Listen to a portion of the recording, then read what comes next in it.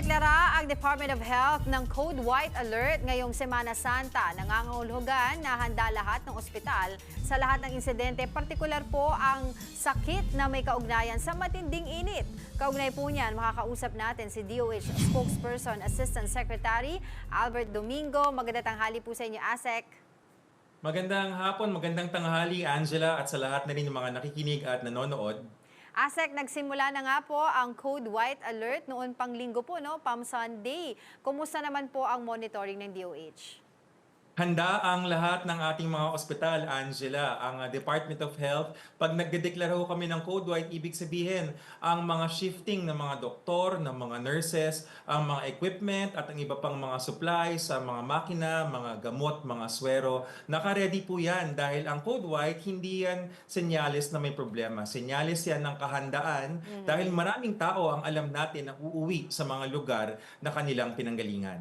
Right, ASEC. Pero may mga naitala na po ba tayong mga pagtaas po ng insidente katulad na lamang po ng mga heat-related illnesses?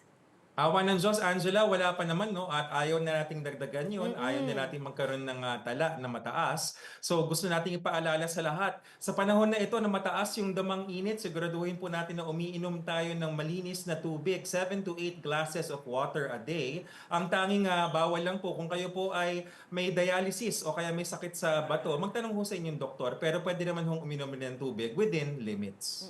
I understand, ASEC, meron din po tayong mga reports kasi yung pagtaas po ng kaso ng mga measles po sa ating bansa ngayon.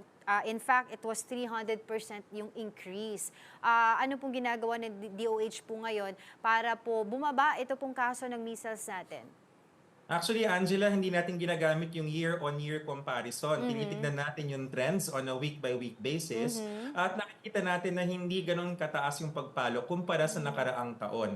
If you remember, noong 2024, nagkaroon tayo ng measles outbreak. Noong 2024, wala po ngayong 2025.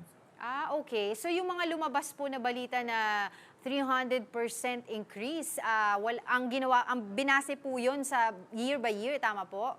Tama yan, Angela. Hindi kasi gano'n ang epidemiology. Tinitignan natin yung trend on a week-by-week basis para makita natin kung yung mga kilos natin ay tumatalab. At sa nakikita natin ngayon, wala tayong nakikita na malaking pagbulusok pagdating sa measles. Okay. Yung other illnesses naman po kapag summer like chickenpox, meron din po ba tayong mga pagtaas ng kaso? Wala naman. Wala tayong nakikitang ibang mga findings like that, Angela. Alright, ASEC, baka po meron din po kayong iba pang mga paalala ngayon sa ating mga kapatid na ngayon po magsisiuwian.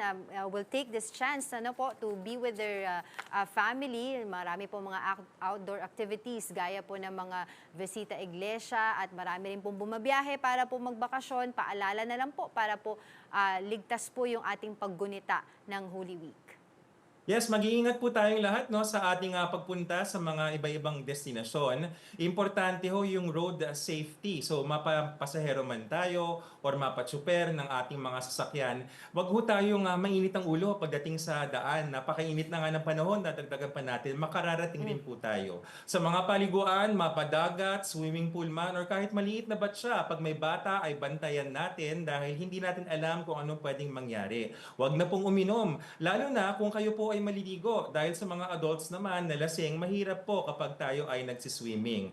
At sa pagkain po, mainit ang panahon, umiwas tayo sa food poisoning, siguraduhin natin na pagluto na ang pagkain, within 2 hours nakakain na. Kung lalampas doon, ay medyo mag-ingat po tayo. Pag iba na yung amoy, iba na yung itsura, wag na pong kainin, wag nating salubungin ang mahal na araw sa loob ng ospital. Alright, maraming salamat po sa inyong oras, ASEC Albert Domingo ng Department of Health.